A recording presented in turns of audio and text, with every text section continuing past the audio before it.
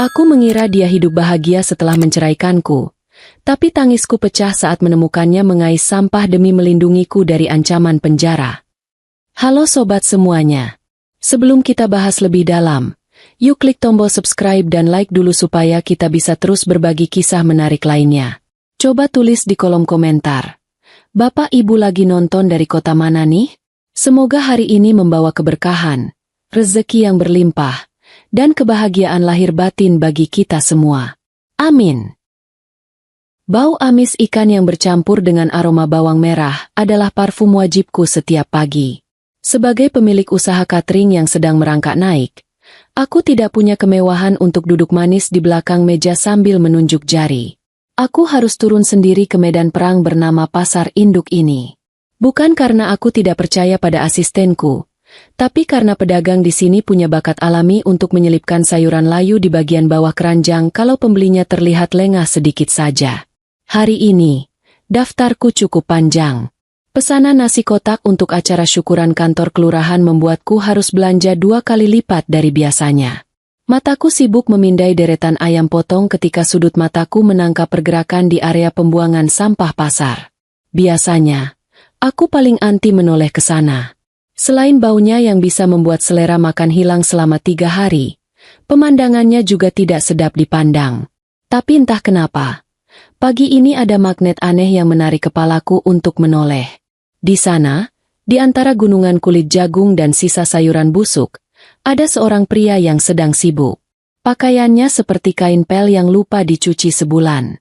Kaosnya bolong di bagian punggung, celananya kusam penuh noda tanah, dan dia memakai topi yang warnanya sudah tidak bisa didefinisikan lagi. Dia sedang memungut botol plastik bekas minuman dari selokan yang airnya hitam pekat. Awalnya aku hanya merasa iba. Hidup di kota ini memang kejam. Kalau tidak kuat mental, bisa-bisa berakhir jadi penonton kesuksesan orang lain. Aku hendak kembali fokus pada tawar-menawar harga ayam ketika pria itu berdiri tegak untuk meregangkan badannya. Dia meletakkan tangannya di pinggang, lalu memutar lehernya ke kiri dan ke kanan sampai terdengar bunyi krek yang samar. Gerakan itu sangat khas. Cara dia memijat tengkuknya dengan tangan kiri sambil memejamkan mata. Itu adalah kebiasaan seseorang yang sangat aku kenal. Seseorang yang dulu pernah berbagi bantal denganku selama 5 tahun. Napas rasanya tercekat di tenggorokan. Keranjang belanjaan di tanganku nyaris terjatuh. Tidak mungkin. Logikaku berteriak kalau aku pasti salah lihat atau mungkin aku terlalu lelah sampai berhalusinasi. Mana mungkin itu Aji? Mantan suamiku itu adalah arsitek yang sangat menjaga penampilan. Dia adalah tipe laki-laki yang akan uring-uringan kalau kemejanya kusut sedikit saja. Terakhir kami bertemu di pengadilan agama setahun lalu, dia masih terlihat sombong dengan jam tangan mahalnya, membawa kabur uang bagian harta gonogini yang jumlahnya ratusan juta. Penasaran adalah penyakit yang tidak ada obatnya selain mencari tahu. Aku menyuruh kuli panggulku menunggu sebentar, lalu dengan langkah hati-hati, berusaha tidak menginjak lumpur atau ekor tikus got, aku mendekat. Jantungku berdegup kencang. Suaranya lebih ribut daripada suara tawar-menawar di lapak daging. Jarak kami tinggal 5 meter. Pria itu kembali membungkuk, memasukkan kardus bekas kemasan apel ke dalam karung goni besar. "Pak?" panggilku ragu. Pria itu tersentak kaget, bahunya menegang. Dia perlahan menoleh. Wajah itu tertutup debu dan minyak.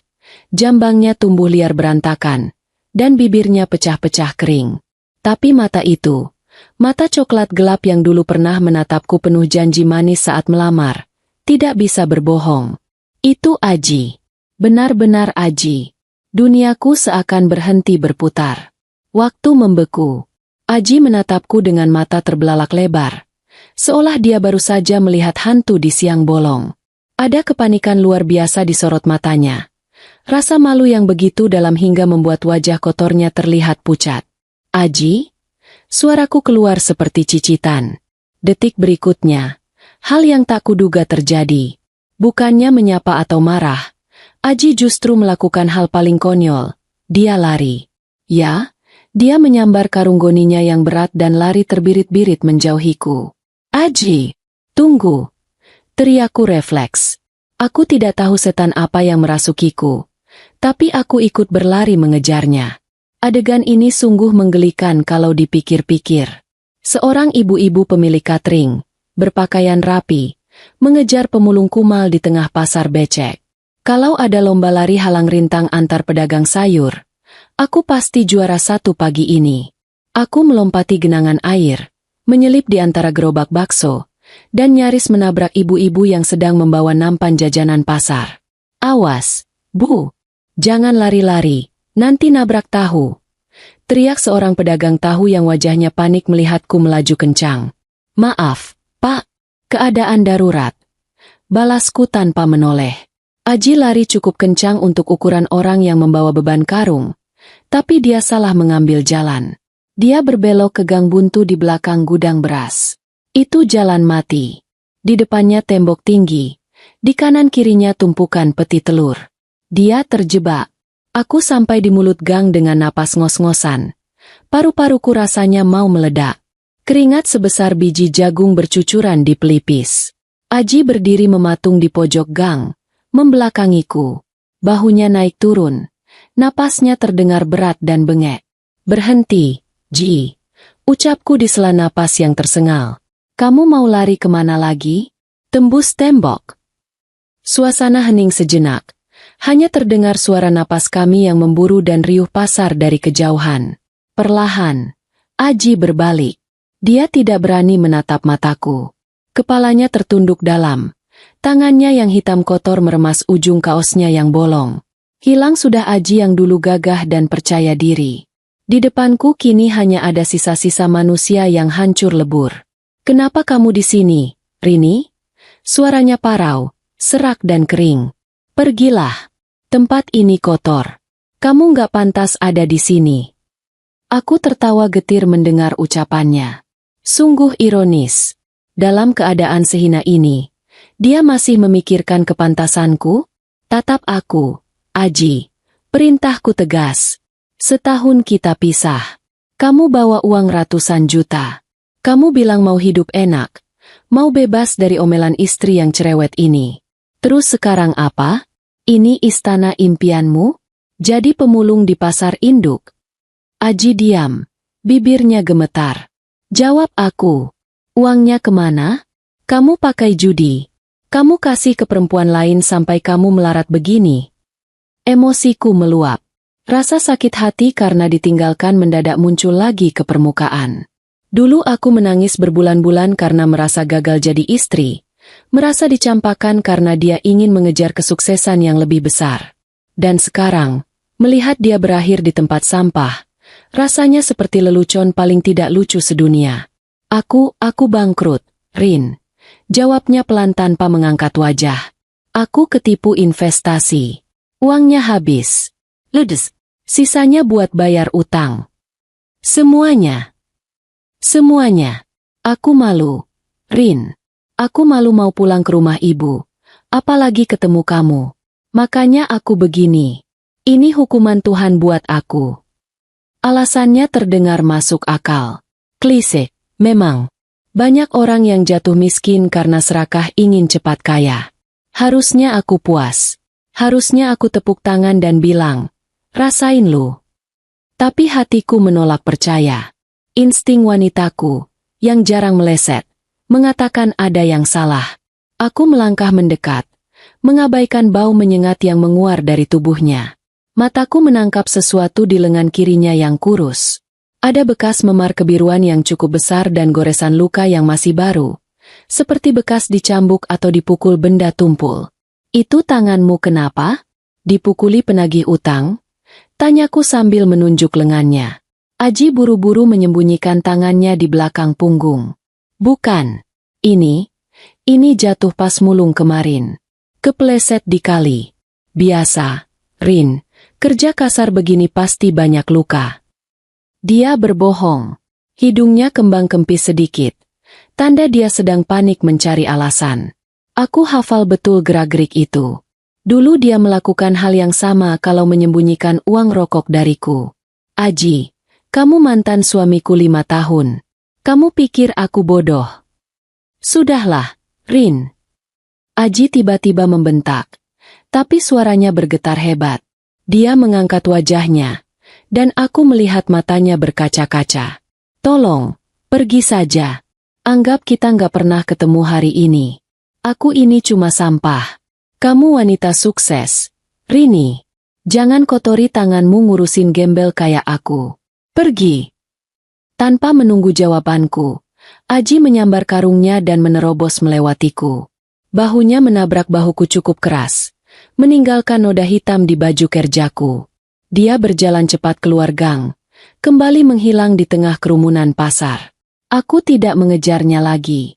Kakiku lemas, terpaku di tempat. Bukan karena bentakannya, tapi karena satu hal yang sempat kulihat sekilas saat dia menunduk tadi. Di lehernya, tergantung sebuah kalung tali hitam kumal. Dan bandul kalung itu bukan batu akik atau mainan, melainkan sebuah cincin emas putih. Cincin kawin kami. Cincin yang dulu dia bilang sudah dia buang ke sungai saat kami bertengkar hebat sebelum perceraian.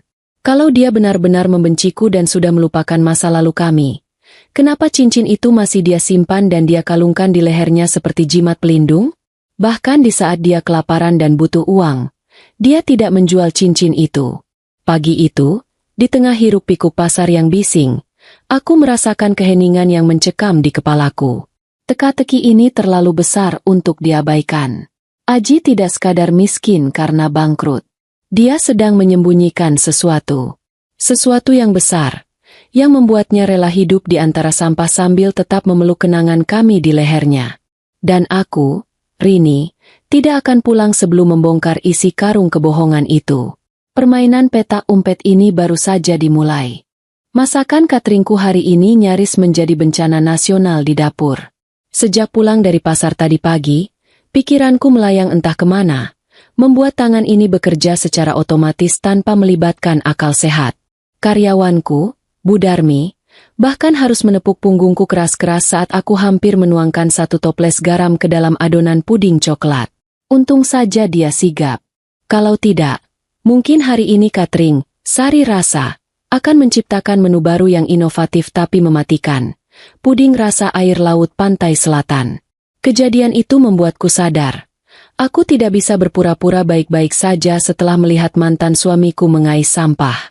Bayangan Aji di gang sempit pasar tadi terus memutar ulang di kepalaku seperti kaset rusak yang macet. Wajahnya yang kotor, matanya yang penuh ketakutan, dan kebohongan konyol tentang bangkrut karena investasi bodong itu terus menghantuiku. Semakin aku memikirkannya dengan kepala dingin, semakin tidak masuk akal alasannya. Aji itu orang yang sangat perhitungan. Dia tipe laki-laki yang akan membandingkan harga sabun cuci piring di 3 toko berbeda demi hemat 500 perak.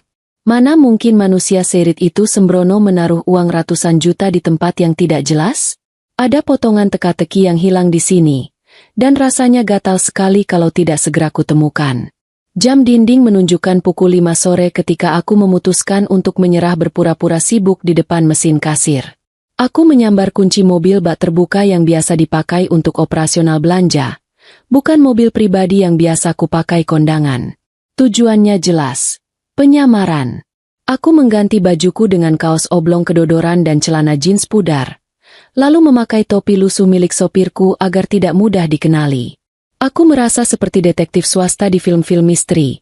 Bedanya detektif di film biasanya keren dan membawa senjata, sedangkan aku membawa bekal rantang susun berisi nasi ayam bakar sisa catering tadi siang.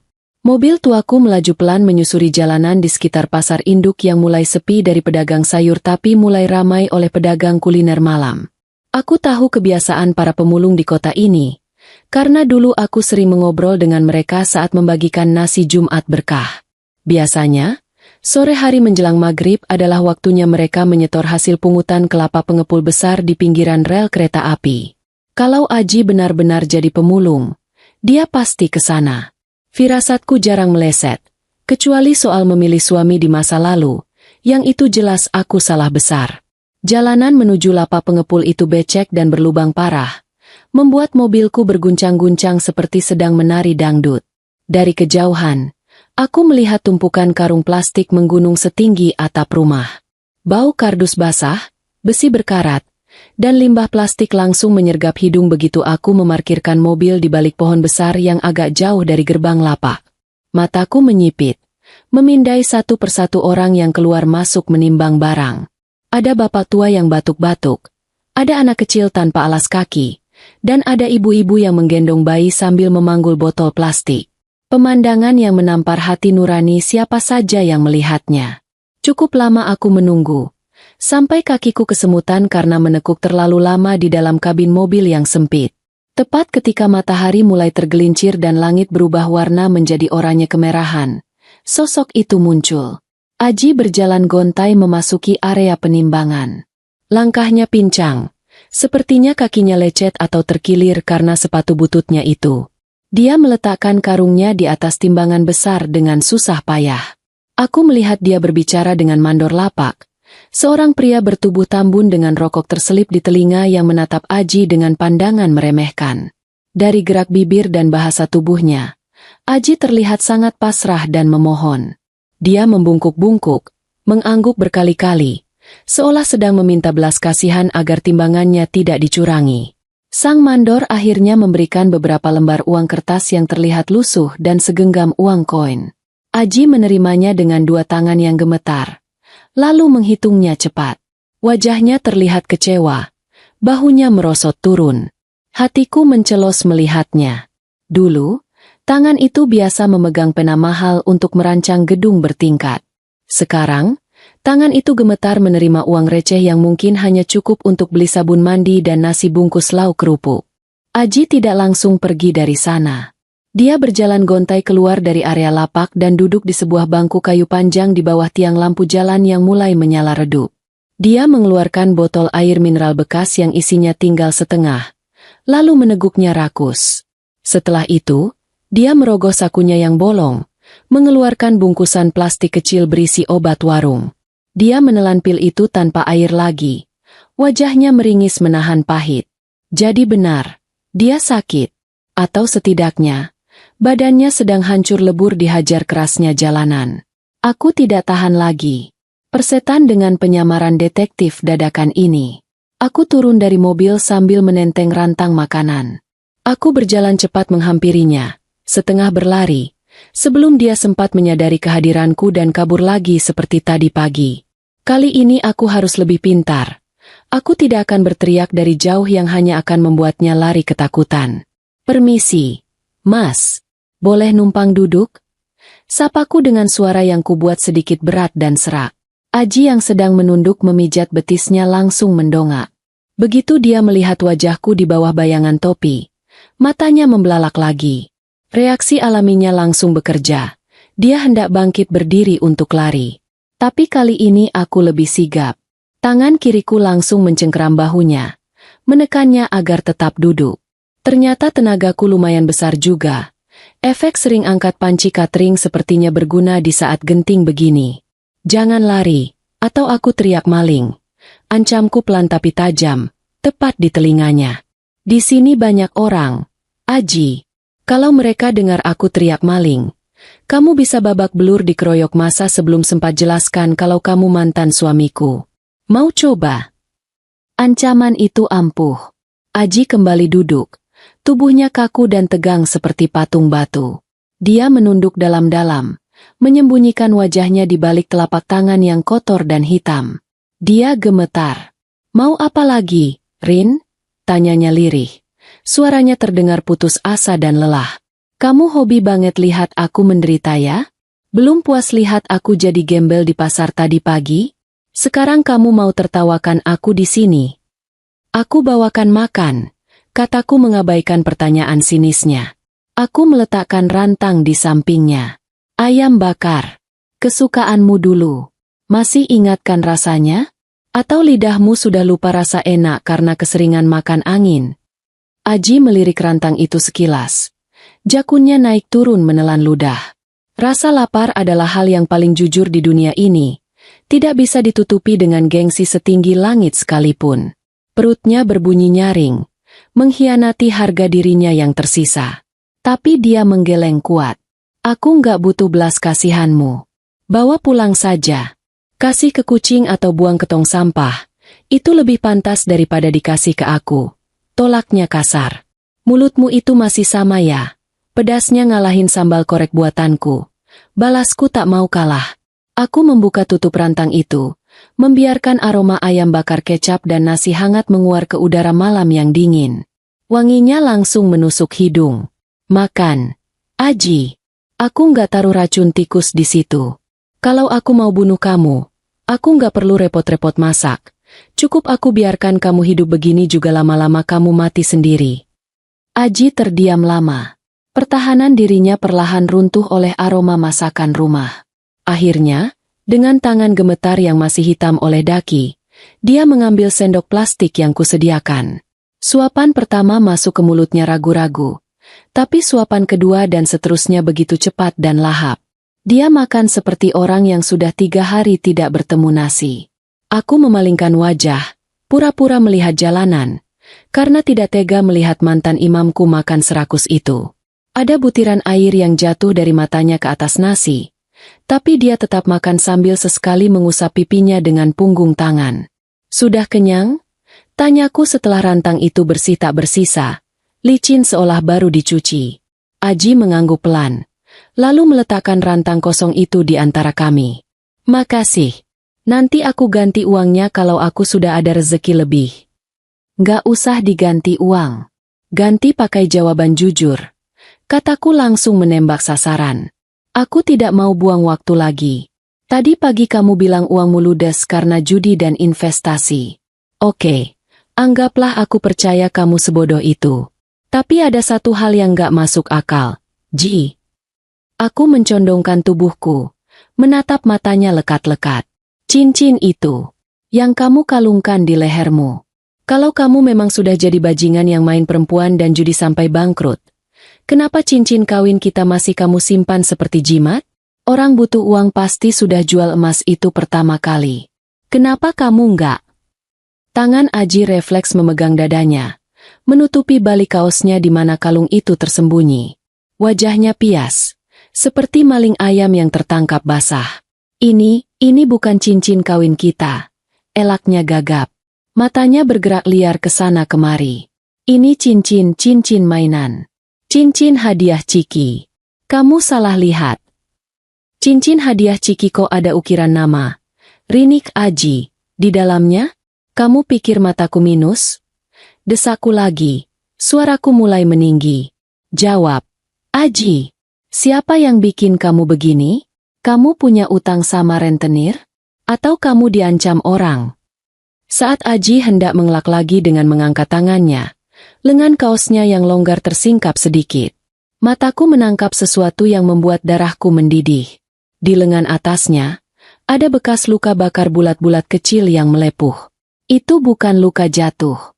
Itu bekas sundutan rokok. Dan jumlahnya lebih dari 1. Itu apa di tanganmu? Aku mencoba meraih tangannya, tapi Aji menyentak mundur dengan kasar. Gak ada yang ngancam aku. Aku begini karena pilihanku sendiri. Udahlah, Rin. Jangan sok tahu urusan hidupku. Bentaknya keras, napasnya memburu. Keringat dingin bercucuran di pelipisnya. Kamu itu sudah sukses. Hidupmu enak. Jangan ganggu orang miskin kayak aku. Kita ini beda kasta sekarang. Pulang sana. Jangan pernah cari aku lagi. Tanpa menunggu jawabanku, Aji langsung menyambar karung goninya dan berlari menyeberang jalan raya yang sedang ramai. Klakson motor dan mobil bersahutan memaki dia yang menyeberang sembarangan seperti orang gila. Aji! Awas! Teriakku ngeri. Dia berhasil sampai di seberang dengan selamat, lalu menghilang di telan kegelapan malam di balik deretan ruko tua. Aku berdiri terpaku di pinggir jalan, memeluk rantang kosong yang masih hangat. Hatinya mungkin dia tutup rapat-rapat dengan semen kebohongan, tapi mataku tidak bisa ditipu. Luka sundutan rokok itu adalah jawaban yang lebih jujur daripada ribuan kata-katanya. Tidak ada orang waras yang menyundut dirinya sendiri. Ada orang lain di balik penderitaan Aji. Ada monster yang sedang mengendalikannya. Malam itu, di bawah lampu jalan yang remang-remang, aku bersumpah dalam hati, Aji boleh lari malam ini. Tapi besok, aku tidak akan bertanya lagi. Aku akan menjadi bayangannya. Aku akan mencari tahu kemana dia pergi, dan siapa setan yang tega melukai fisik dan batinnya sampai sehancur ini. Mobil bak terbukaku menderu pelan meninggalkan lokasi, membawa pulang kemarahan yang membara. Permainan ini belum selesai, Aji. Justru baru saja dimulai. Kalau ada piala untuk kategori wanita paling keras kepala di kecamatan ini, aku yakin akulah pemenangnya, mengalahkan kambing milik Pak RT yang susah diatur itu. Setelah pertemuan kemarin sore yang berakhir dengan Aji kabur menyeberang jalan seperti orang dikejar setan, logikanya aku harusnya menyerah. Harusnya aku pulang, mandi air hangat, luluran, lalu tidur nyenyak di kasur empuk sambil berkata, "Ah, sudahlah, itu bukan urusanku lagi." Tapi masalahnya, otakku tidak bekerja sesederhana itu. Rasa penasaran di kepalaku sekarang sudah berubah menjadi api unggun yang berkobar-kobar, membakar semua logika, jangan ikut campur, yang coba kutanama sejak semalam. Hari ini, aku menutup catering lebih awal. Bu Darmi sempat menatapku curiga saat aku pamit jam 4 sore dengan alasan, mau survei harga cabai. Padahal semua orang tahu harga cabai sedang stabil-stabilnya. Aku kembali menyamar. Kali ini aku meminjam jaket ojek pangkalan milik Pak Soleh, tetangga sebelah rumah yang sedang sakit pinggang, lengkap dengan helm bututnya yang kaca depannya sudah penuh goresan abstrak. Kalau ada yang mengenaliku dengan dandanan begini, aku akan traktir dia makan gratis sebulan penuh. Aku memarkirkan motor bebek pinjaman itu di dekat Simpang 3, tempat strategis yang pasti dilewati Aji kalau dia mau pulang dari lapak pengepul barang bekas. Dan benar saja, insting detektif dadakanku, yang kebanyakan nonton sinetron azab, ternyata akurat. Sekitar pukul 6 sore, saat langit mulai berubah warna menjadi ungu gelap, sosok kurus itu muncul. Aji berjalan tertatih-tatih. Jalannya lebih pincang daripada kemarin. Mungkin efek lari-larian menghindari aku. Dia tidak membawa karung goni besarnya. Mungkin sudah dititipkan di suatu tempat. Tangannya hanya memegang bungkusan plastik kresek hitam kecil. Dari kejauhan, dia terlihat begitu rapuh. Seperti ranting kering yang bisa patah kalau ditiup angin kencang. Hatiku berdesir nyeri melihatnya. Tapi aku menahan diri untuk tidak langsung menyergapnya. Kali ini aku harus sabar. Aku harus tahu kemana muara dari semua penderitaan ini. Aku menyalakan mesin motor dan mengikutinya dari jarak aman. Aji berjalan cukup jauh, melewati batas perkampungan kumuh di bantaran rel kereta api, lalu menyeberangi jembatan besar yang memisahkan area pasar dengan pemukiman warga. Aku mulai mengerutkan kening di balik helm. Arah ini bukan menuju kolong jembatan atau tanah kosong tempat para gelandangan biasa tidur. Ini arah menuju kawasan perumahan, Gria Asri, tempat tinggal kelas menengah yang harga sewa rumahnya lumayan mencekik leher. Mau ngapain dia ke sana? Gumamku sendiri. Mau melamar jadi satpam? Atau mau mulung di tempat orang kaya? Semakin jauh Aji berjalan, semakin bingung aku dibuatnya. Dia masuk ke jalan utama perumahan yang aspalnya mulus. Kehadirannya yang kumal dan bau matahari jelas menjadi pemandangan kontras di antara deretan rumah berpagar besi dan mobil-mobil keluarga yang terparkir rapi. Beberapa kali aku melihat satpam komplek meliriknya curiga, tapi anehnya, mereka membiarkan Aji lewat begitu saja. Sepertinya wajah Aji sudah tidak asing di sini. Atau mungkin, satpam itu malas berurusan dengan orang yang penampilannya seperti baru keluar dari goa hantu. Aji akhirnya berhenti di sebuah jalan buntu di ujung komplek. Di sana, berdiri sebuah rumah paviliun mungil yang dicat warna krem cerah. Halamannya bersih, ada pot-pot bunga yang terawat, dan sebuah motor metik keluaran terbaru terparkir mentereng di teras. Rumah itu terlihat nyaman dan mahal. Sangat tidak sinkron dengan Aji yang berdiri di depan pagar besinya seperti pengemis yang mengharap sisa nasi. Aku mematikan mesin motor dan bersembunyi di balik tiang listrik, sekitar 2 rumah dari sana. Jantungku berdegup kencang. Apakah ini rumah istri barunya? Apakah Aji benar-benar sudah menikah lagi dan dimanfaatkan oleh istri barunya yang gila harta? Imajinasi liarku mulai menyusun skenario drama rumah tangga yang klise. Aji tidak menekan bel. Dia hanya berdiri diam di depan pagar, menunduk, menunggu. Sikap tubuhnya menunjukkan ketakutan dan kepatuhan yang luar biasa. Bukan sikap seorang suami yang pulang ke rumah, tapi lebih mirip sikap seorang bawahan yang hendak menghadap majikan kejam. Tak lama kemudian, pintu depan rumah itu terbuka. Cahaya lampu ruang tamu yang terang benderang tumpah ke teras. Dua sosok wanita keluar. Napasku tercekat. Mataku melotot sampai rasanya mau keluar dari helm. Itu bukan istri baru. Itu bukan orang asing. Wanita yang lebih tua, yang memakai daster batik tapi lehernya dililit kalung emas seberat rantai kapal, adalah Ibu Karyani, mantan ibu mertuaku. Dan wanita muda di sebelahnya, yang sedang asyik memencet layar ponsel sambil mengunyah permen karet dengan gaya menyebalkan, adalah Tantri, adik kandung Aji. Darahku mendidih ketika sampai ke ubun-ubun. Jadi mereka ada di sini, tinggal di rumah bagus ini? Sementara anak dan kakak kandung mereka tidur di jalanan dan makan sisa orang? Aku menajamkan pendengaran, berusaha menangkap percakapan mereka di tengah suara jangkrik malam. Lama banget sih kamu. Suara cempreng Tantri memecah keheningan. Dia membuka pintu pagar kecil tanpa membiarkan Aji masuk. Tangannya langsung menengadah. Gestur meminta yang sangat kasar. Mana? Keburu malam nih. Aku mau beli kuota internet. Aji dengan tangan gemetar menyerahkan bungkusan plastik kresek hitam kecil yang dibawanya tadi. Tantri menyambar bungkusan itu dengan jijik. Memegangnya hanya dengan ujung jari seolah bungkusan itu berisi bangkai tikus. Dia membuka ikatan plastik itu, dan aku bisa melihat isinya. Uang. Tumpukan uang kertas lusuh ribuan dan recehan logam.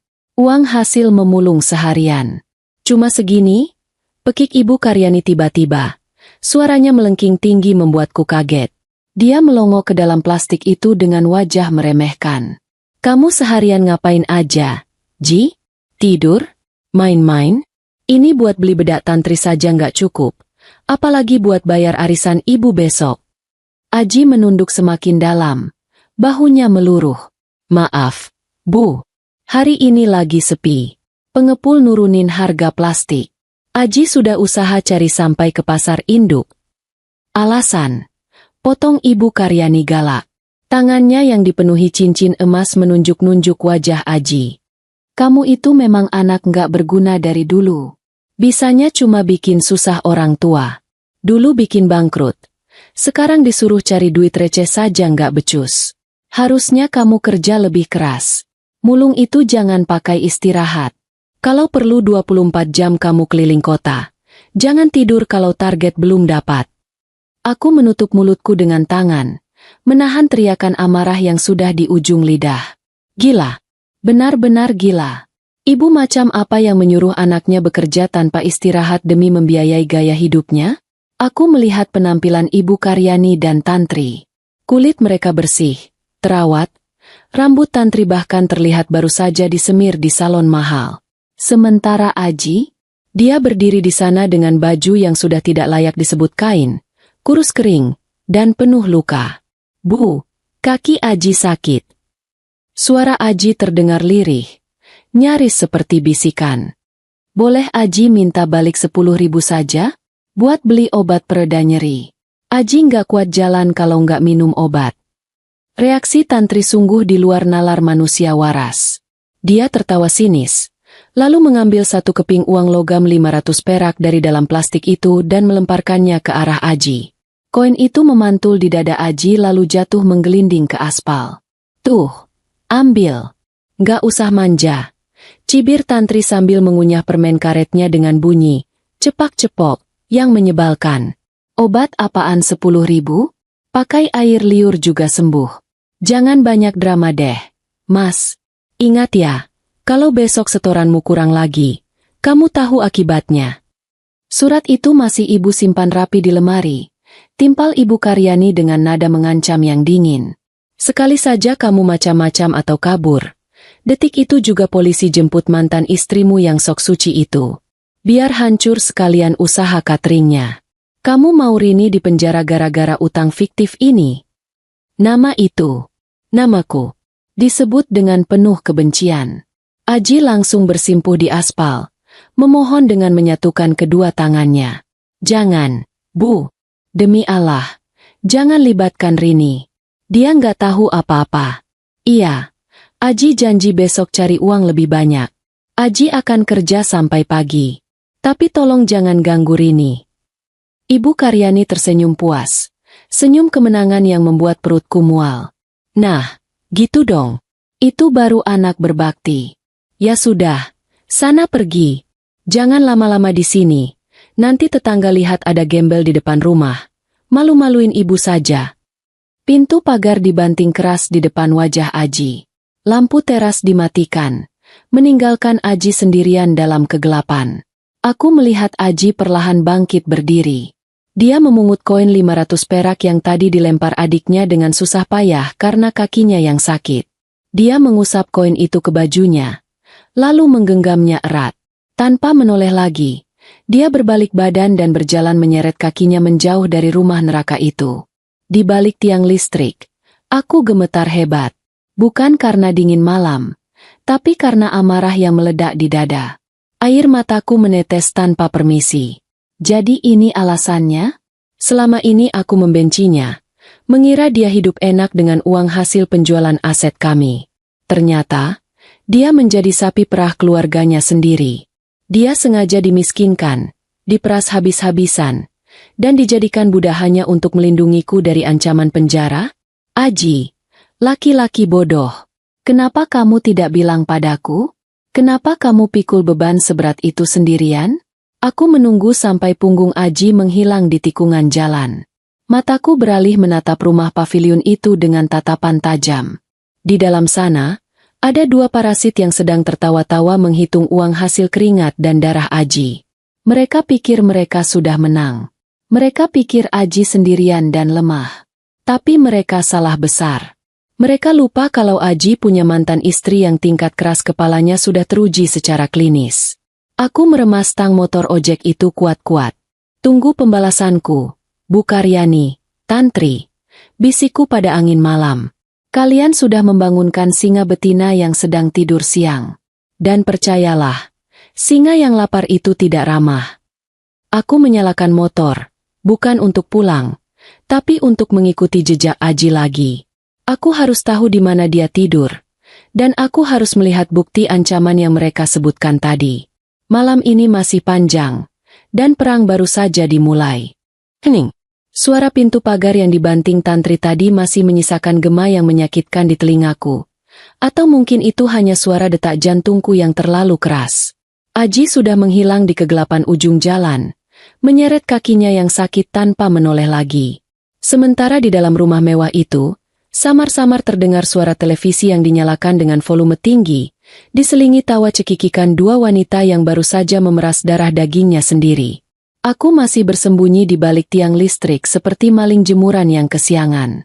Logikaku berteriak menyuruhku segera mengejar Aji, memastikan dia tidak pingsan di jalan. Tapi insting seorang pedagang yang tahu kalau ada udang di balik batu, menahanku di sini. Ada satu hal yang mengganjal pikiranku. Tadi, sebelum masuk ke dalam rumah, aku melihat Tantri sempat membuang sesuatu ke tong sampah besar di depan pagar. Gerakannya cepat dan sembrono, seolah ingin segera menyingkirkan benda kotor dari tangannya. Rini, kamu ini bos catering, bukan pemulung. Rutuku pada diri sendiri. Masa iya kamu mau mengorek sampah orang? Tapi rasa penasaran itu ibarat bumbu penyedap yang kalau tidak ditaburkan rasanya ada yang kurang. Dengan modal nekat dan doa supaya tidak ada satpam komplek yang lewat, aku memberanikan diri keluar dari persembunyian. Aku celingukan kiri kanan. Aman. Jalanan sepi. Hanya ada kucing oranye yang menatapku malas dari atas tembok. Aku mendekati tong sampah di depan rumah Ibu Karyani. Tong sampahnya saja bagus. Terbuat dari besi tempa dengan ukiran bunga, sangat kontras dengan akhlak pemiliknya. Dengan hati-hati, aku membuka tutupnya. Bau sisa makanan restoran cepat saji dan kulit buah langsung menyapa hidung. Ternyata orang kaya juga sampahnya bau, tidak wangi melati. Aku menyalakan senter dari ponselku, menyorot isi perut tong sampah itu.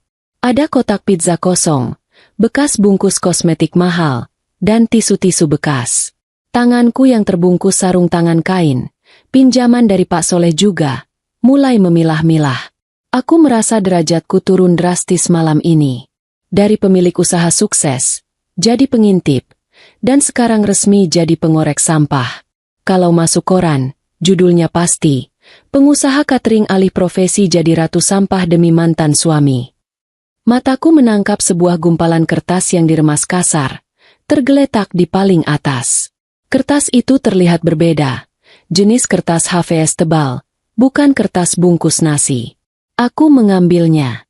Jantungku berdebar kencang saat perlahan membuka remasan kertas itu di bawah sorot lampu jalan yang remang-remang. Itu bukan sampah biasa. Itu adalah fotokopi sebuah dokumen hukum. Aku membacanya baris demi baris, dan semakin ke bawah, lututku semakin lemas.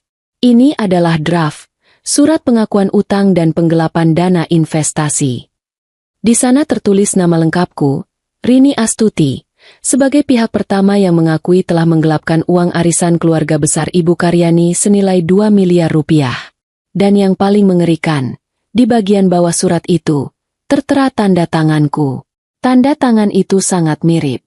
Lekukannya, tarikan garisnya, bahkan titik di akhir nama, semuanya identik. Kalau aku tidak sadar sedang berdiri di sini, aku pasti mengira aku benar-benar pernah menandatanganinya.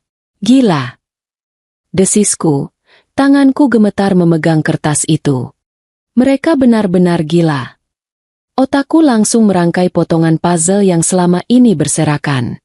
Jadi ini ancamannya? Ini, surat, yang dimaksud Ibu Karyani tadi? Mereka memalsukan dokumen ini. Rencananya sangat jahat tapi cerdas. Ibu Karyani tahu, dalam bisnis catering, kepercayaan adalah mata uang paling mahal. Kalau surat ini bocor ke publik, atau dilaporkan ke polisi, nama baikku hancur seketika. Investor akan lari, klien akan membatalkan pesanan, dan aku bisa diseret ke penjara sebelum sempat membuktikan kalau tanda tangan ini palsu. Proses hukum memakan waktu lama, dan dalam waktu selama itu, bisnisku sudah pasti gulung tikar. Dan Aji, laki-laki bodoh itu tahu semuanya. Dia tahu ibunya memegang bom waktu, yang bisa meledakkan hidupku kapan saja. Pilihan bagi Aji saat itu pasti sangat sederhana tapi mematikan. Biarkan Rini hancur, atau Aji yang hancur. Dan dia memilih opsi kedua. Dia memilih menjadi tameng hidup. Dia rela diceraikan agar aku tidak terseret masalah keluarganya. Dia rela menyerahkan semua hartanya sampai jatuh miskin agar ibunya tidak menyebarkan fitnah ini. Dia rela dihina, dipukuli, disundut rokok, dan makan sampah. Asalkan setiap bulan dia bisa menyetor uang ke monster, itu supaya mulut mereka tetap bungkam. Air mataku jatuh lagi, menetes membasahi kertas fotokopi itu.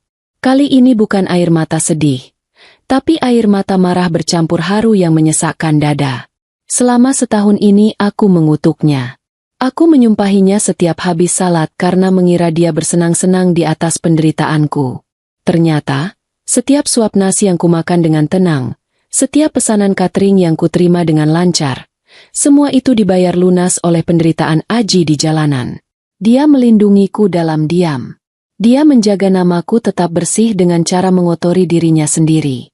Kamu bodoh, Mas Aji, isaku pelan. Kenapa kamu nggak bilang? Kita bisa lawan mereka sama-sama. Kenapa kamu korbankan dirimu sendirian? Aku meremas kembali kertas itu dan memasukkannya ke dalam saku jaket ojekku. Ini barang bukti. Ini adalah senjata pertamaku untuk membalikan keadaan. Tapi sebelum itu, aku punya urusan yang lebih mendesak. Aku harus menemukan Aji. Aku harus menariknya keluar dari lubang neraka yang dia gali sendiri demi aku. Aku segera naik ke motor bebek itu lagi. Mesinnya menderu memecah keheningan malam komplek elit itu. Aku tahu kemana Aji pergi. Dia tidak punya tempat lain. Dia pasti kembali ke tempat di mana manusia-manusia yang dibuang oleh kota ini berkumpul. Aku memacu motor menembus angin malam, meninggalkan perumahan mewah yang penuh kepalsuan itu. Tujuannya satu, kolong jembatan layang di perbatasan kota. Tempat yang kumuh, gelap, dan bau. Tapi di sanalah satu-satunya manusia yang paling tulus dalam hidupku sedang bersembunyi. Tunggu aku, Ji. Gumamku di balik helm yang berembun. Malam ini kamu gak akan tidur sendirian di atas kardus lagi. Aku jemput kamu pulang. Dan kali ini, kalau kamu berani lari lagi, aku ikat kakimu pakai selang tabung gas. Tekadku sudah bulat. Tidak ada lagi Rini yang cengeng. Yang ada sekarang adalah Rini si pemilik catering yang biasa menghadapi komplain ratusan ibu-ibu arisan. Kalau menghadapi pelanggan rewel saja aku bisa menang. Masa menghadapi 2 nenek sihir dan 1 anak manja aku kalah? Lihat saja nanti. Karma itu ada, dan kali ini, karma akan datang naik motor bebek butut. Perjalanan dari kawasan elit ke kolong jembatan ini rasanya seperti simulasi jatuh dari langit ke dasar jurang dalam waktu kurang dari 20 menit. Motor bebek pinjaman Pak Soleh menjerit-jerit protes saat kupaksa menuruni jalan setapak tanah yang licin dan curam menuju bantaran sungai. Di atas sana, di jalan layang, mobil-mobil mewah melaju kencang tanpa peduli ada kehidupan lain di bawah ban mereka.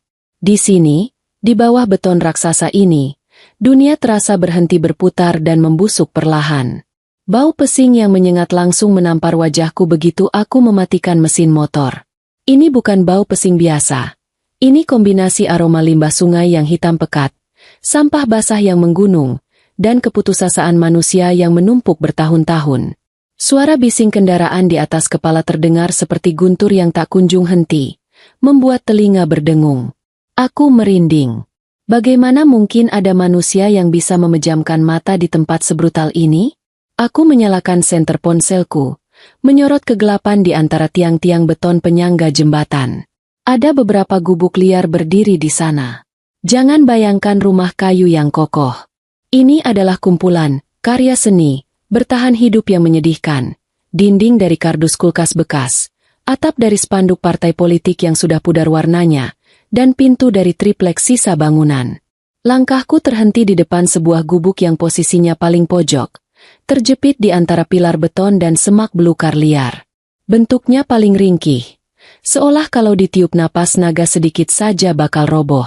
Tapi yang membuatku yakin itu adalah tempat Aji bukan karena bentuknya, melainkan karena ada karung goni yang sangat kuhafal tergeletak di depannya. Karung yang sama yang dia seret di pasar tadi pagi. Aji? Panggilku pelan. Nyaris berbisik karena takut membangunkan gelandangan lain yang mungkin lebih galak dari preman pasar. Tidak ada jawaban.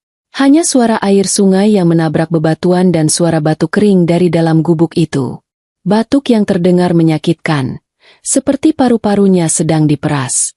Tanpa permisi, karena toh gubuk ini tidak ada bel pintunya, aku menyingkap kain sarung lusuh yang berfungsi sebagai pintu. Cahaya senterku menerobos masuk, membedah isi ruangan sempit berukuran 2x2 meter itu. Dan pemandangan di dalamnya sukses membuat jantungku seperti diremas tangan tak kasat mata. Lantainya hanya tanah yang dilapisi tikar plastik sobek-sobek. Di sudut ruangan, Aji sedang meringkuk di atas kasur busa tipis yang sudah kempes dan berwarna kecoklatan. Dia tidur memeluk lutut, menggigil kedinginan meskipun udara di sini lembab dan panas. Tidak ada selimut. Dia hanya menutupi tubuhnya dengan jaket partai yang kebesaran. Tapi bukan kemiskinan itu yang membuat air mataku tumpah lagi. Mataku terpaku pada dinding kardus tepat di atas tempat Aji tidur. Di sana, di tengah-tengah kekumuhan yang menyesakkan dada, ada sebuah altar kecil yang bersih. Aji menempelkan sebuah foto ukuran 4R yang dibungkus plastik bening rapi agar tidak kena debu. Itu foto pernikahan kami. Di foto itu, aku dan Aji tersenyum lebar sambil memamerkan buku nikah. Wajah kami cerah, penuh harapan, belum tersentuh kerasnya badai kehidupan. Di sekeliling foto itu, Aji menempelkan bunga-bunga kering, mungkin bunga liar yang dia petik di pinggir jalan, dan beberapa tutup botol warna-warni yang disusun membentuk bingkai hati. Aku menutup mulutku, menahan isak tangis yang mendesak keluar. Ya Tuhan! Pria ini tidur di atas tanah, makan sisa orang, dan dihina keluarganya sendiri. Tapi hal terakhir yang dia lihat sebelum tidur dan hal pertama yang dia lihat saat bangun adalah wajahku.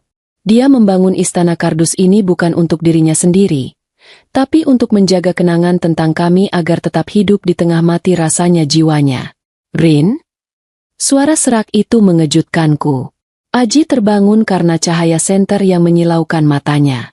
Dia menyipitkan mata, berusaha menyesuaikan penglihatan. Begitu dia sadar siapa yang berdiri di depannya, kepanikan langsung melandanya.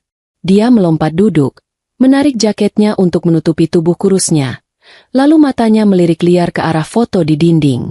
Dengan gerakan cepat yang canggung, dia berusaha menutupi foto itu dengan punggungnya. "Ngapain kamu kesini?" serunya panik. Suaranya bergetar hebat. "Pergi, Rin. Tempat ini kotor. Banyak nyamuk. Kamu nggak boleh ada di sini." "Minggir, Aji," perintahku dengan suara yang kubuat setegas mungkin, meski hidungku sudah mampet karena menangis. "Enggak. Pergi. Aku bilang pergi." Aji merentangkan tangannya, menghalangi pandanganku ke dinding itu, seolah dia sedang melindungi rahasia negara. "Jangan lihat. Jangan lihat apa-apa." Aku tidak mundur selangkah pun. Aku maju, menerobos pertahanan tubuhnya yang lemah. Aku menarik tangannya yang menghalangi dinding itu. "Aku sudah lihat, Mas. Aku sudah lihat semuanya," kataku sambil menatap lurus ke matanya yang cekung. Aji terdiam. Bahunya merosot lemas. Dia tidak bisa menyembunyikan foto itu lagi. Dia menunduk. Malu luar biasa seolah ketelanjangannya baru saja dipertontonkan di alun-alun kota. "Kenapa?" tanyaku. Suaraku melembut. "Kalau kamu memang sudah benci, kalau kamu memang sudah move on seperti yang kamu bilang, kenapa foto ini ada di sini?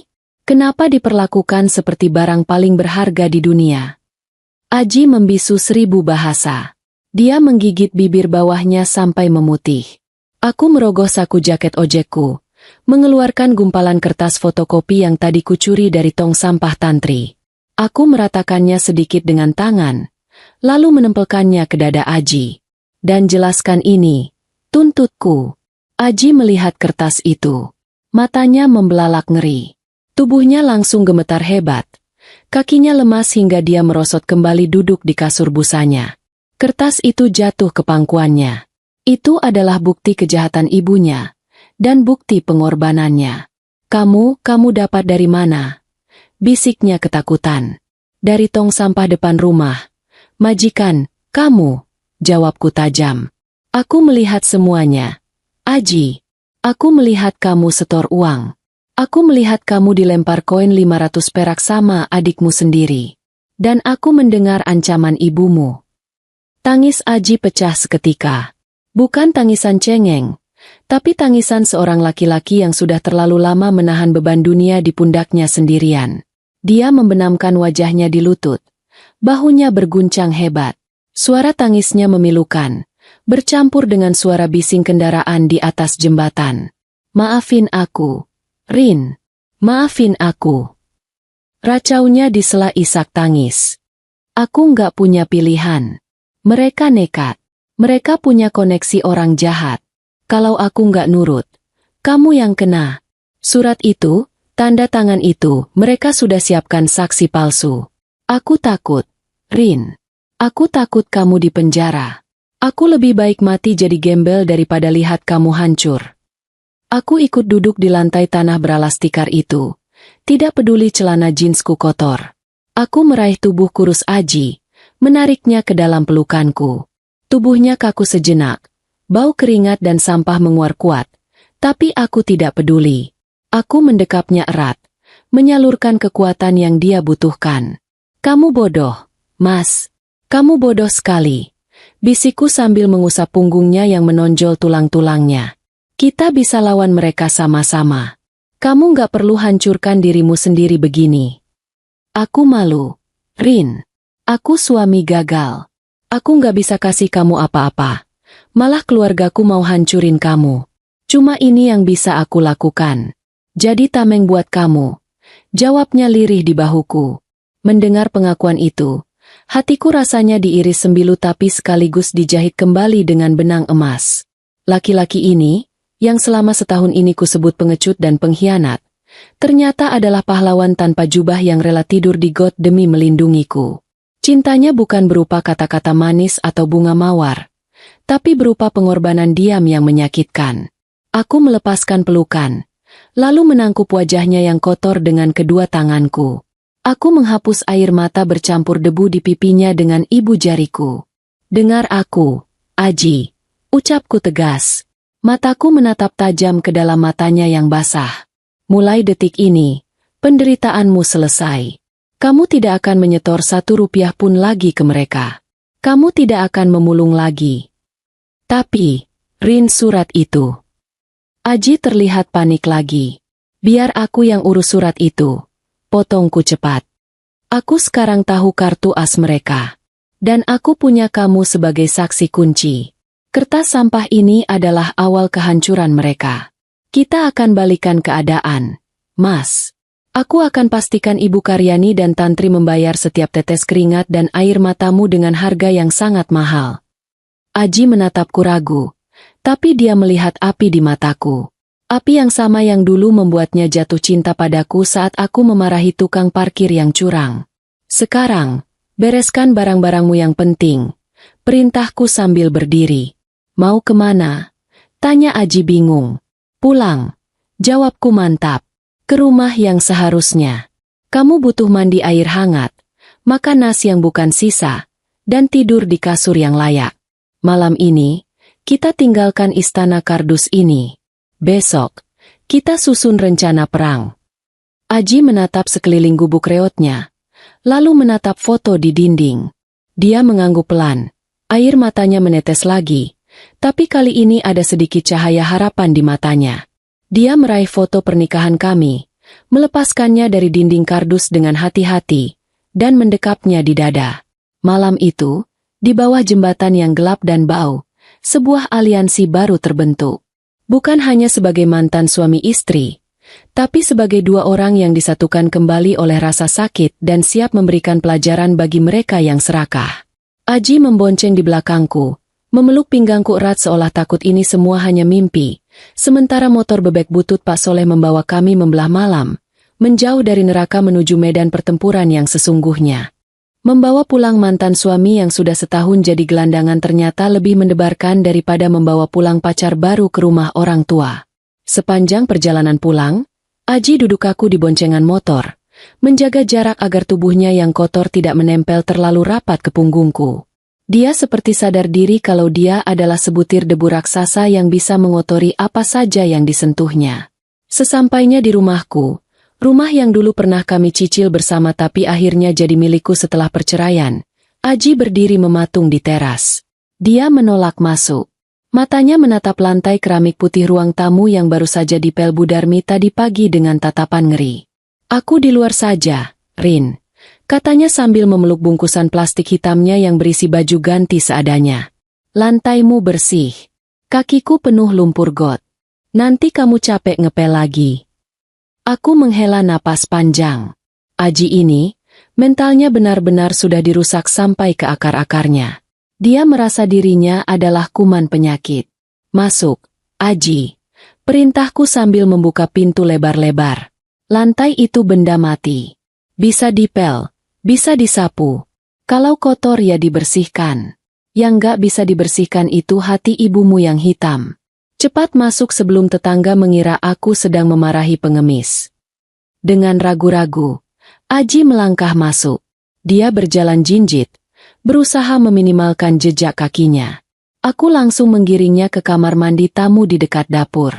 Aku sudah menyiapkan handuk bersih, sikat gigi baru, dan sabun cair wangi lemon yang biasa kupakai. Mandi yang bersih. Gosok semua daki itu sampai hilang. Jangan keluar sebelum kamu wangi, kataku sambil menyerahkan handuk. Oh ya, baju-baju kotor itu masukkan kresek. Nanti aku buang. Jangan dipungut lagi. Baju gantimu ada di gantungan pintu.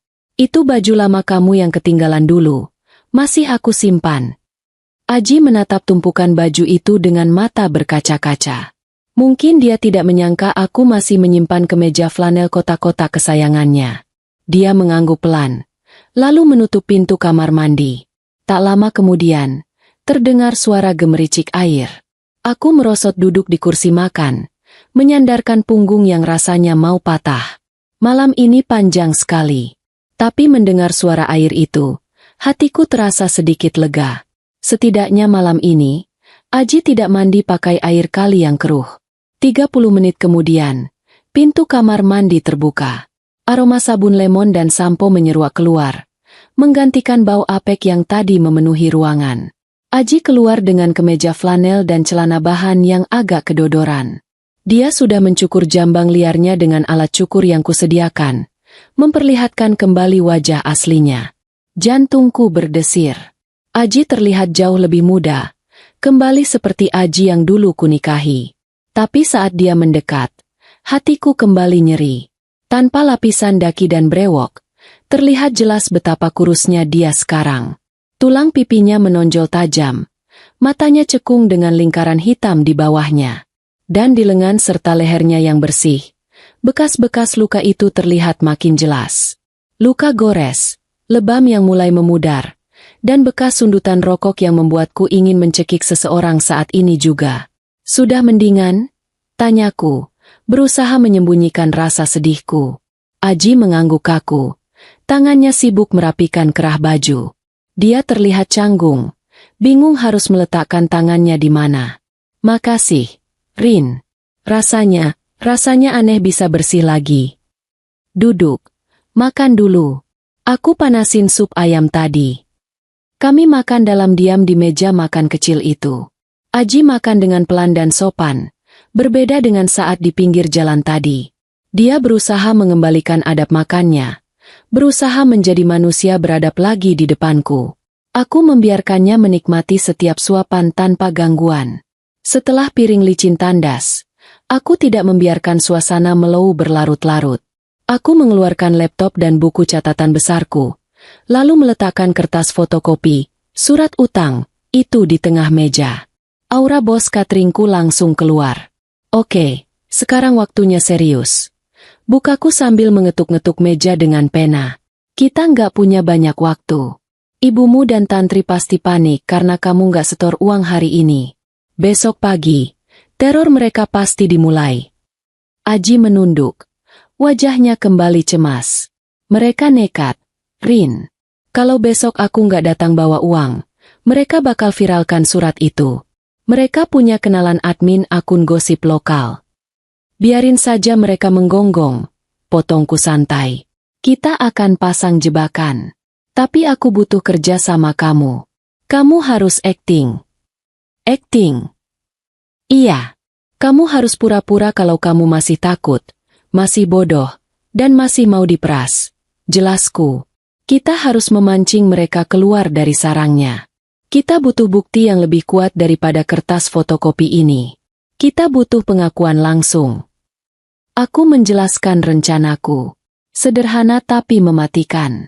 Aku akan memanfaatkan sifat dasar manusia yang paling lemah, keserakahan. Ibu Karyani dan Tantri adalah tipikal orang yang gila uang.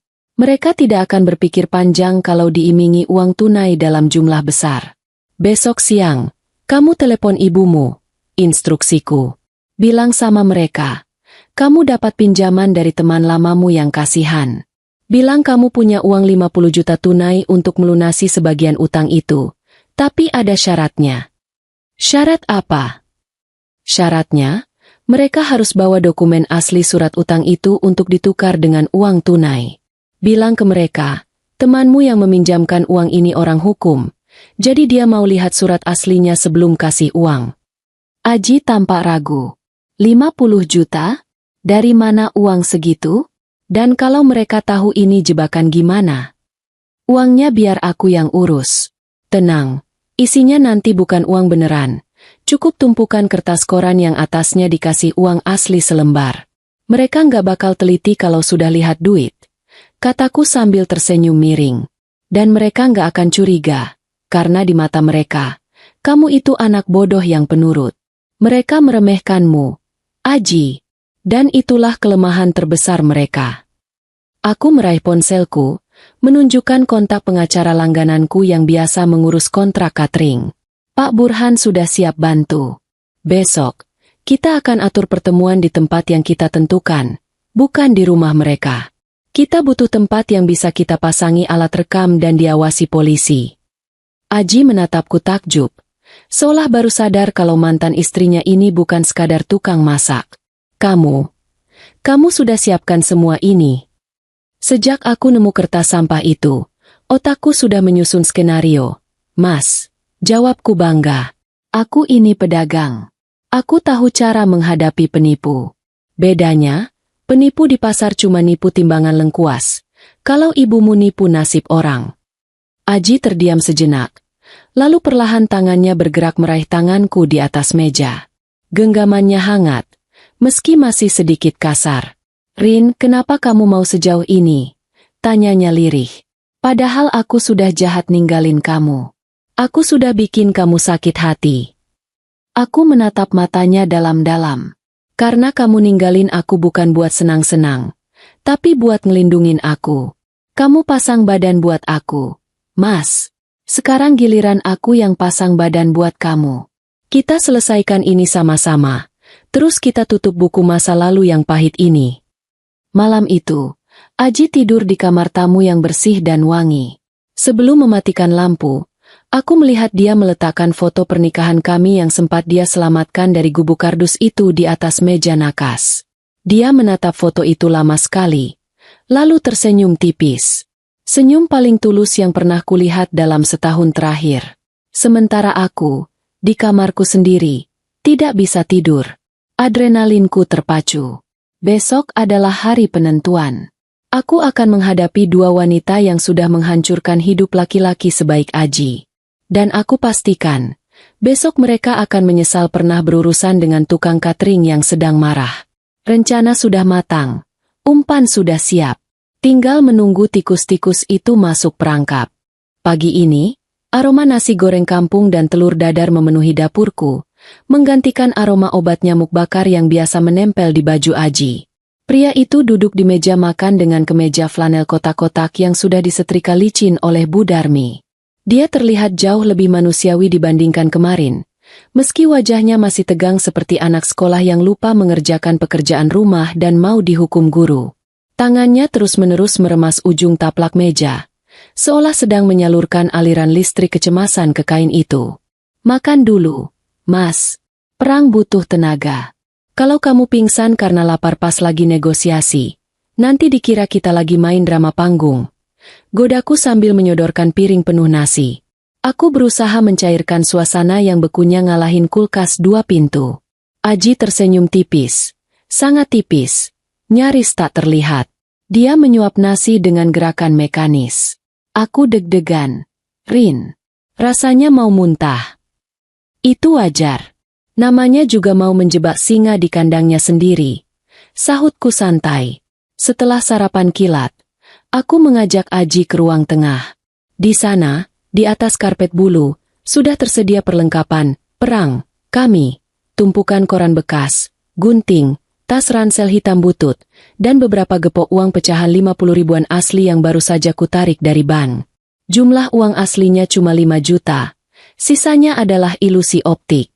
Sekarang kita jadi pengrajin dulu, kataku sambil mulai menggunting koran seukuran uang kertas. Tugasmu gampang. Buat tumpukan koran ini setebal mungkin. Lalu taruh 1 lembar uang asli di bagian paling atas dan paling bawah setiap gepokan. Ikat pakai karet gelang yang kencang.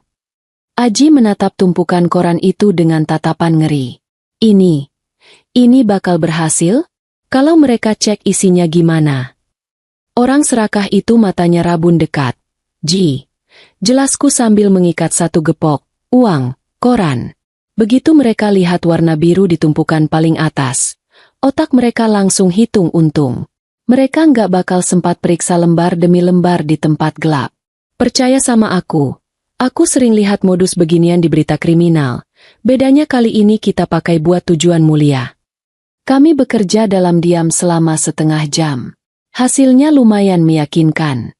10 gepok uang palsu itu terlihat sangat menggiurkan kalau hanya dilihat sekilas dari mulut tas yang terbuka sedikit.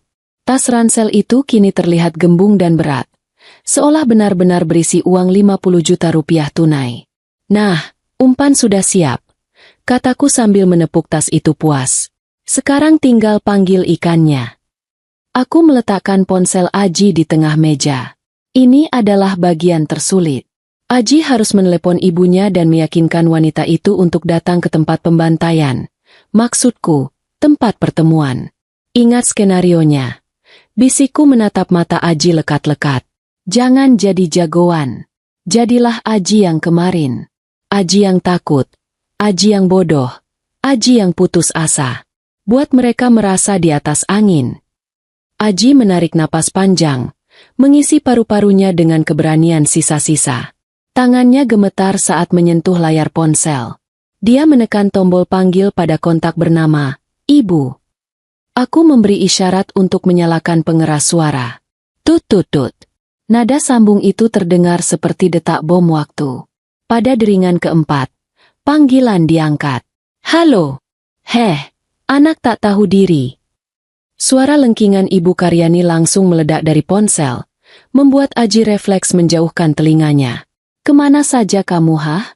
Dari kemarin dihubungi nggak bisa. Kamu mau kabur? Mau Ibu viralkan surat itu sekarang juga? Aji menelan ludah. Matanya menatapku panik. Aku mengangguk memberinya semangat.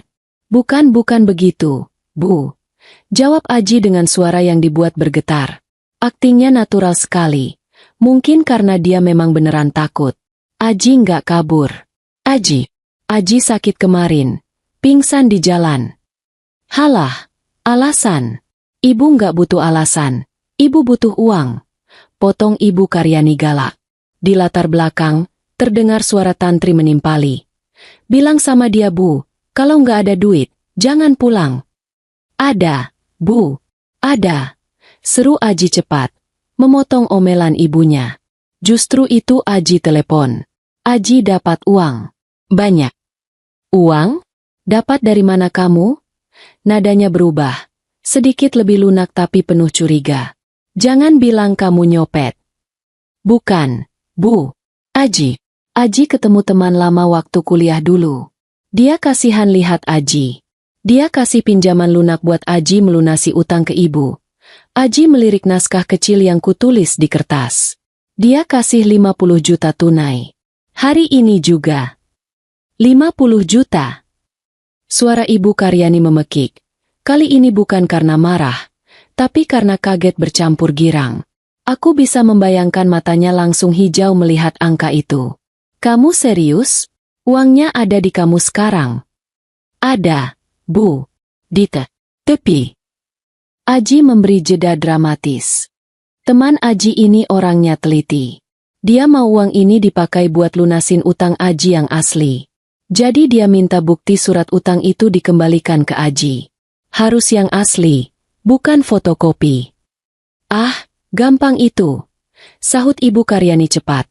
Nada suaranya sekarang manis sekali, semanis gula biang. Suratnya ada sama Ibu. Kamu bawa uangnya ke rumah sekarang ya. Nak, nanti Ibu masakan kesukaanmu. Cih, munafik. Kemarin dilempar koin, sekarang dipanggil, Nak. Perutku mual mendengarnya. Nggak bisa ke rumah, Bu. Tolak Aji sesuai rencana. Teman Aji nggak mau. Dia bilang rumah ibu terlalu ramai. Takut uangnya dilihat tetangga terus jadi gosip. Dia minta ketemuan di tempat sepi. Di gudang tua bekas pabrik tekstil di pinggir kota. Yang dekat jembatan merah. Gudang tua? Ngapain jauh-jauh ke sana? Seram amat. Protes tantri terdengar dari jauh. Terserah ibu dan tantri, kata Aji. Suaranya mulai terdengar sedikit lebih berani. Kalau nggak mau, ya uangnya Aji balikin lagi ke teman Aji. Aji lanjut mulung saja. Nyicil 5.000 sehari. Jangan dibalikin. Teriak Ibu Karyani panik. Keserakahan sudah mengambil alih akal sehatnya. Dia takut kehilangan 50 juta di depan mata. Ya sudah. Ibu kesana sama tantri. Jam berapa? Jam 1 siang ini. Jangan telat. Dan ingat, bawa surat aslinya. Kalau nggak ada surat asli, teman Aji nggak izinkan uangnya diserahkan. Iya. Cerewet ama temanmu itu. Kami berangkat sekarang. Klik. Sambungan terputus. Aji langsung merosot di kursi. Wajahnya pucat pasi seolah seluruh darahnya tersedot keluar. Dia menatap ponselnya dengan tatapan kosong. Aku baru saja menipu ibuku sendiri, Rin, bisiknya lirih. Aku menepuk punggung tangannya pelan. Kamu nggak menipu, Mas. Kamu cuma memberi mereka pilihan. Mereka bisa memilih untuk tidak datang dan hidup jujur. Tapi mereka memilih datang karena serakah. Itu pilihan mereka sendiri. Aku berdiri, meraih tas ransel berisi uang koran itu. Beratnya pas, cukup meyakinkan. Ayo, Mas. Pak Burhan dan tim polisinya sudah siap di lokasi. Ajakku. Kita nggak boleh telat. Pertunjukan utama akan segera dimulai. Kamu harus kuat, karena setelah hari ini, kamu akan benar-benar bebas. Tidak ada lagi utang fiktif, tidak ada lagi ancaman, dan tidak ada lagi karung goni. Aji menarik napas panjang, lalu menghembuskannya kasar. Dia berdiri tegak, membenarkan kerah kemejanya. Tatapan matanya berubah, dari takut menjadi nyalang. Ayo, katanya mantap, biar aku yang bawa tasnya. Ini beban terakhir yang harus aku panggul sebelum aku bisa jalan tegak lagi. Kami berjalan keluar rumah menuju mobil. Langit di luar cerah sekali, kontras dengan badai yang akan kami ciptakan sebentar lagi. Aku menyalakan mesin mobil sambil tersenyum tipis. Gudang tua itu akan menjadi saksi bisu runtuhnya kesombongan Ibu Karyani. Dan aku, Rini si tukang catering, akan menyajikan hidangan penutup yang paling pahit untuk mereka. Keadilan. Gudang tua bekas pabrik tekstil ini benar-benar memenuhi standar lokasi syuting film horor murah. Atap sengnya sudah bolong di sana-sini, membiarkan cahaya matahari siang bolong menerobos masuk seperti lampu sorot panggung yang dramatis. Lantainya berdebu tebal. Dan di sudut-sudut ruangan, sarang laba-laba menggantung dengan angkuh seolah merekalah pemilik sah gedung ini. Kalau bukan demi menyelamatkan harga diri mantan suamiku, aku tidak akan sudi menginjakan kaki di tempat yang udaranya saja rasanya berdebu. Aku memarkirkan mobil agak jauh, tersembunyi di balik semak belukar yang tingginya setinggi orang dewasa. Di dalam gudang, tim penyambut tamu spesial sudah siap. Pak Burhan, pengacaraku yang biasanya tampil klimis dengan jas mahal, hari ini rela berkorban memakai kemeja lusuh dan topi pancing agar terlihat membaur. Dia ditemani dua orang polisi berpakaian preman yang sedang pura-pura main kartu di pojok ruangan yang gelap. Tapi mata mereka tajam mengawasi setiap pintu masuk.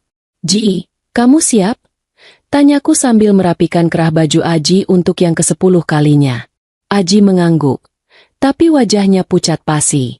Keringat dingin sebesar biji jagung mengalir di pelipisnya. Padahal udara di sini cukup berangin. Dia memeluk tas ransel berisi uang koran, itu erat-erat. Seolah itu adalah pelampung di tengah lautan badai. "Tanganku dingin banget, Rin," keluhnya sambil menempelkan telapak tangannya ke pipiku.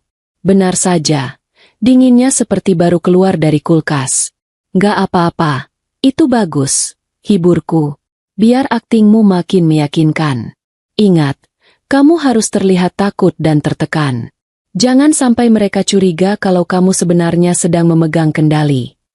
Aku menuntun Aji ke tengah ruangan gudang, tepat di bawah sorotan cahaya matahari yang masuk dari atap bocor. Di sana ada sebuah meja kayu reot yang sengaja kami siapkan sebagai tempat transaksi. "Kamu berdiri di sini. Tunggu mereka datang.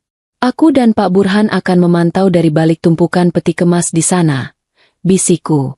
Begitu mereka keluarkan surat aslinya dan menerima tas ini, itu adalah kode buat kami keluar. "Mengerti?" "Mengerti, bos," jawab Aji, mencoba bercanda meski suaranya sumbang. Aku segera berlari kecil menuju tempat persembunyian di balik tumpukan peti kayu bekas di sisi gelap ruangan. Dari celah peti, aku bisa melihat posisi Aji dengan jelas. Jantungku berdegup kencang. Rasanya seperti sedang menunggu pengumuman kelulusan ujian nasional. Tapi kali ini taruhannya bukan ijazah, melainkan masa depan kami. 15 menit berlalu dengan lambat. Suasana hening. Hanya terdengar suara angin yang bersiul melewati celah dinding. Tiba-tiba, terdengar suara deru mesin mobil mendekat dari luar. Sebuah taksi daring berhenti tepat di depan pintu gerbang gudang yang terbuka setengah. Dari balik celah peti, aku menahan napas. Pintu mobil terbuka. Keluarlah dua sosok wanita yang penampilannya sungguh salah tempat. Ibu Karyani turun dengan memakai gamis sutra warna merah menyala dan kacamata hitam lebar. Seolah mau pergi kondangan, bukan ke gudang rongsokan. Di belakangnya, Tantri mengekor dengan sepatu hak tinggi yang langsung menancap ke tanah becek begitu dia turun. "Ih, ibu, tempat apa ini sih? Kotor banget. Lengkingan suara Tantri menggema sampai ke dalam gudang. Dia berjalan jinjit-jinjit seperti bangau sawah, berusaha menyelamatkan sepatu mahalnya dari noda lumpur. Sudah diam saja. Yang penting uangnya cair. Bentak Ibu Karyani tak kalah nyaring. Dasar anak manja. Giliran minta uang saja paling depan. Diajak susah dikit ngeluh. Mereka berdua berjalan masuk ke dalam gudang dengan langkah hati-hati. Begitu mata mereka menyesuaikan dengan cahaya remang-remang di dalam, mereka langsung melihat Aji yang berdiri mematung di tengah ruangan sambil mendekap tas ransel. Senyum lebar langsung merekah di wajah Ibu Karyani. Senyum yang bukan karena rindu pada anaknya, tapi rindu pada isi tas yang dibawa anaknya. Dia mempercepat langkahnya, melupakan gamis mahalnya yang menyapu debu lantai. Nah, gitu dong, seru Ibu Karyani girang. Dia melepas kacamata hitamnya. Anak pintar. Tepat waktu. Mana uangnya? Tantri ikut maju. Matanya berbinar-binar menatap tas ransel hitam itu. Banyak kan, Mas? Cukup kan buat beli iPhone baru? Aji mundur selangkah, mempererat pelukannya pada tas itu. Aktingnya mulai berjalan. Tubuhnya gemetar. Matanya menatap ibunya dengan tatapan memohon. Uangnya ada, Bu. 50 juta, sesuai janji, kata Aji dengan suara parau. Tapi mana suratnya? Teman Aji mau lihat surat aslinya dulu sebelum Aji boleh kasih tas ini. Halah, ribet amat si temanmu itu, gerutu Ibu Karyani. Dia merogoh tas tangan besarnya dengan kasar, lalu mengeluarkan sebuah amplop coklat. Dia melambaikan amplop itu di udara seperti bendera kemenangan. Nih, surat keramat yang bikin mantan istrimu aman. Asli, masih hangat, tanda tangannya basah. Buka, Bu. Aji mau lihat isinya. Pinta Aji. Ibu Karyani mendengus kesal. Tapi dia menuruti permintaan itu karena matanya sudah terpaku pada tas ransel. Dia mengeluarkan lembaran kertas dari dalam amplop. Kertas segel bermaterai. Dari persembunyianku, aku menyipitkan mata. Itu dia. Dokumen palsu yang selama setahun ini menjadi rantai yang membelenggu leher Aji. Dokumen yang membuat laki-laki sebaik dia rela tidur di got dan makan sampah. Darahku mendidih melihat betapa santainya Ibu Karyani memegang benda jahat itu. Sudah lihat kan? Puas? Tanya Ibu Karyani ketus sambil melipat kembali kertas itu tapi tidak memasukkannya ke amplop. Sekarang sini tasnya. Cepat. Ibu mau ke toko emas sebelum tutup. Janji dulu, Bu. Aji menahan tas itu saat Ibu Karyani hendak menyambarnya. Janji setelah ini Ibu nggak akan ganggu Rini lagi? Ibu nggak akan minta uang lagi ke Aji? Kita lunas. Ibu Karyani tertawa. Tawa yang terdengar sangat meremehkan. Iya, lunas. Bawel amat sih kamu. Lagian kalau kamu punya teman kayak begini, ngapain kemarin-kemarin kamu jadi gembel? Harusnya dari dulu kamu minta tolong temanmu. Jadi kita semua enak. Kalimat itu sungguh menusuk. Dia menyalahkan Aji atas kemiskinannya. Padahal dialah penyebab utamanya. Aji menatap ibunya dengan tatapan nanar. Tatapan seseorang yang baru saja kehilangan sisa-sisa rasa hormatnya. Sini. Tantri yang tidak sabaran langsung maju dan merampas kasar tas ransel dari tangan Aji. Aji membiarkannya. Sesuai rencana, Tantri memeluk tas itu dengan mata berbinar. Dia langsung membuka resletingnya. Matanya melotot melihat tumpukan gepokan, uang, di dalamnya. Warna merah dan biru uang mainan kami. Maksudku, uang asli di lapisan atas. Terlihat menyembul menggoda. Wah, banyak banget Bu. Kita kaya. Pekik Tantri histeris. Dia bahkan tidak repot-repot memeriksa isinya lebih dalam. Keserakahan memang membutakan mata dan logika. Bagus.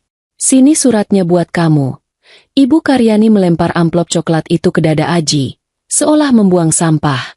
Aji menangkapnya dengan sigap. Transaksi selesai. Barang bukti ada di tangan Aji. Uang jebakan ada di tangan Tantri. Pengakuan lisan sudah terucap. Di balik peti kemas, aku menatap Pak Burhan. Pengacara tua itu mengangguk mantap sambil memberikan isyarat tangan. Sekarang, Rin, bisiknya. Aku menarik napas panjang, mengisi paru-paruku dengan keberanian. Ini saatnya. Aku melangkah keluar dari persembunyianku dengan langkah tegap. Suara sepatu ketsku menggema di lantai gudang yang sunyi, membuat Ibu Karyani dan Tantri menoleh kaget. "Selamat siang, Ibu Karyani, Tantri." Sapaku dengan senyum paling manis namun mematikan yang pernah kumiliki. "Wah, sepertinya kalian senang sekali hari ini. Boleh saya ikut gabung dalam pesta kecil ini?" Wajah Ibu Karyani yang tadinya merah merona karena bahagia, seketika berubah pucat pasi seperti mayat. Tantri mematung dengan mulut ternganga. Tangannya masih memegang resleting tas ransel. "Rini?" desis Ibu Karyani. Suaranya tercekat. "Kamu, ngapain kamu di sini?" "Saya." Aku berjalan mendekati Aji, lalu berdiri di sampingnya, merangkul lengan mantan suamiku itu dengan bangga. "Saya datang untuk menjemput suami saya pulang. Dan tentu saja, untuk melihat wajah kalian saat sadar kalau tas yang kalian pegang itu isinya cuma sampah. Sama seperti harga diri kalian." Suasana di gudang itu membeku. Babak terakhir sandiwara ini baru saja dimulai. Dan kali ini, sutradaranya bukan lagi Ibu Karyani. Wajah Ibu Karyani saat ini layak mendapatkan penghargaan sebagai ekspresi paling konyol abad ini. Matanya melotot nyaris keluar. Mulutnya menganga lebar sampai lalat hijau di gudang ini bisa bebas keluar masuk tanpa permisi. Dia menatapku seolah aku adalah malaikat maut yang datang membawa surat tagihan nyawa. Di sebelahnya, Tantri masih memeluk tas ransel itu erat-erat. Otaknya yang lambat sepertinya belum memproses kehadiranku. "Rini? Ngapain kamu di sini?" ulang Ibu Karyani dengan suara melengking yang pecah. "Aji, kenapa kamu bawa dia? Kamu mau berkhianat sama ibu?" "Mas Aji nggak berkhianat, Bu." Jawabku tenang sambil melangkah maju, berdiri tepat di depan mantan ibu mertuaku itu. Dia cuma melakukan hal yang benar. Mengembalikan sampah ke tempat asalnya. "Sampah?" Tantri akhirnya bersuara. Dia menatap tas di pelukannya, lalu menatapku bingung. "Maksud lo apa? Ini duit 50 juta. Coba dicek lagi, Neng cantik," kataku sambil menunjuk tas itu dengan dagu. "Siapa tahu mata duitan kalian bikin rabun." Tantri dengan panik merobek salah satu ikatan gepokan uang di dalam tas. Karet gelangnya putus, dan lembaran kertas di dalamnya berhamburan jatuh ke lantai debu. Bukan uang merah atau biru, tapi potongan koran bekas yang memuat berita kriminal minggu lalu. "Hah!" Tantri menjerit histeris. Dia merobek gepokan kedua, ketiga, keempat. Semuanya sama. Isinya cuma sampah kertas. Uang aslinya cuma selembar di bagian paling atas dan bawah. "Ibu, kita ditipu. Ini isinya koran semua." Ibu Karyani langsung lemas. Kakinya goyah, membuatnya mundur beberapa langkah sampai menabrak meja reot di belakangnya. "Bohong. Kalian bohongin ibu? Aji, anak durhaka. Berani-beraninya kamu kasih ibu sampah." Aji yang sedari tadi diam, kini mengangkat kepalanya. Dia masih mendekap amplop coklat berisi dokumen asli itu di dadanya. "Sampah dibayar sampah, Bu," kata Aji. Suaranya bergetar tapi terdengar tegas. "Ibu kasih Aji sampah berupa fitnah dan penderitaan selama setahun. Jadi wajar kan kalau Aji bayar pakai koran bekas?" "Kurang ajar." Ibu Karyani murka. Dia mengangkat tangannya tinggi-tinggi, hendak menampar pipi Aji. Kebiasaan lamanya main tangan kumat lagi. Tapi kali ini, tangan itu tidak pernah sampai ke wajah Aji. "Cukup!" Teriakan berat Pak Burhan menggema di seluruh ruangan. Dari balik tumpukan peti kemas, Pak Burhan dan dua polisi berpakaian preman muncul. Langkah mereka tegap dan mengintimidasi. Lencana polisi yang tergantung di leher salah satu petugas berkilau terkena sinar matahari, membuat nyali Ibu Karyani dan Tantri ciut seketika. "Jangan bergerak, kami dari kepolisian," seru salah satu petugas. Ibu Karyani membeku dengan tangan masih di udara. Wajahnya yang tadi merah padam karena marah, kini berubah jadi putih kapas. Dia menatap polisi, lalu menatapku, lalu menatap Aji. Realita menamparnya keras-keras. Dia sudah tamat. Polisi. Gagap Tantri. Tas ransel di tangannya jatuh berdebum ke lantai, menumpahkan lebih banyak potongan koran. Bu, kok ada polisi? Katanya ini aman? Ibu bilang Mas Aji nggak bakal berani lapor. Diam kamu, bentak Ibu Karyani pada anaknya sendiri, tapi suaranya gemetar ketakutan. Pak Burhan maju sambil memegang alat perekam kecil di tangannya. Dia tersenyum sopan tapi matanya tajam. Selamat siang, Ibu Karyani. Perkenalkan, saya kuasa hukum Saudari Rini dan Saudara Aji. Percakapan Ibu tadi, pengakuan pemerasan, dan penyerahan dokumen palsu itu, semuanya sudah kami rekam sebagai bukti yang sah. Ditambah lagi, kami tertangkap tangan di lokasi kejadian. Bapak polisi, ini salah paham. Ibu Karyani mendadak berubah jadi pemain sinetron drama. Dia memasang wajah memelas. Air mata buayanya langsung keluar. Ini urusan keluarga, Pak. Saya cuma lagi bercanda sama anak saya. Iya kan, Aji? Kita cuma main-main kan, Nak? Dia mencoba mendekati Aji. Tangannya meraih-raih lengan Aji. Aji, bilang sama Bapak polisi, Nak. Bilang kalau ibu cuma ngetes kamu. Ibu sayang sama kamu. Ji, masa kamu tega lihat ibu ditangkap? Pemandangan ini sungguh menyedihkan sekaligus menjijikan. Baru 5 menit lalu dia memaki Aji sebagai anak durhaka. Sekarang dia mengemis cinta layaknya ibu peri. Aji mundur selangkah, menghindari sentuhan ibunya. Dia menatap wanita yang melahirkannya itu dengan tatapan yang sulit diartikan. Campuran antara rasa sakit, kecewa, dan lega. Sudah terlambat, Bu, ucap Aji pelan. Kalau ibu sayang Aji, ibu nggak akan biarkan Aji tidur di got. Ibu nggak akan biarkan Aji makan sisa orang. Dan ibu nggak akan ancam Rini. Tapi ibu butuh uang, Ji. Ibu dikejar utang arisan. Kamu harus ngertiin ibu. Ibu Karyani mulai histeris. Topeng, Ibu Pri, nya retak lagi. Itu utang ibu, bukan utang Aji. Potong Aji dingin. Selama ini Aji diam karena Aji pikir Aji berbakti. Tapi Aji sadar, berbakti itu bukan berarti membiarkan diri sendiri diinjak-injak. Borgol mereka. Perintah polisi itu tegas. Petugas bergerak cepat. Tantri menjerit-jerit saat tangan halusnya yang biasa memegang alat make-up kini ditarik paksa ke belakang punggung dan dipasangi gelang besi dingin. Sakit, Pak. Lepasin. Gue nggak tahu apa-apa. Ini ide ibu semua. Gue cuma diajak. Dasar anak nggak tahu untung. Maki Ibu Karyani pada Tantri saat dia juga diborgol. Mereka berdua, ibu dan anak yang tadinya kompak memeras, sekarang saling menyalahkan seperti kucing dan anjing. Solidaritas kejahatan mereka ternyata setipis kulit bawang. Aji, tolong ibu. Rini, maafin ibu. Rin, ibu hilaf. Ibu Karyani meronta-ronta saat digiring keluar gudang. Dia menoleh ke belakang, menatapku dengan tatapan memohon yang putus asa.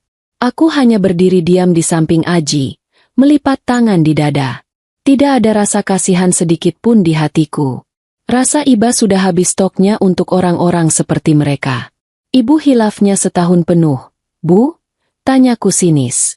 Maaf, catering saya nggak sedia menu. Maaf. Silakan nikmati menu penjara. Dengar-dengar nasi cadongnya enak. Cocok buat diet.